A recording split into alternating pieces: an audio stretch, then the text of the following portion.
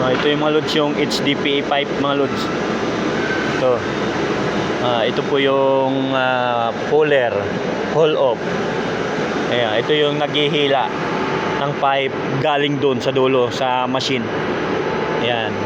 At ito yung cutter mga lods. Ito yung cutter machine.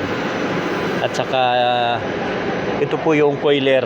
Ayun oh, nirorolyo po yung pipe. Ito po ay 100 meters mga lods. Ito, ang haba nito, diba? Ayan. Ito po yung coiler machine. Nirorolyo po yung pipe.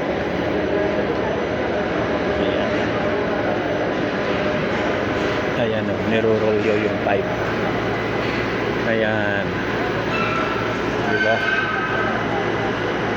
Ganyan po ang pagrorolyo ng pipe na HDPE.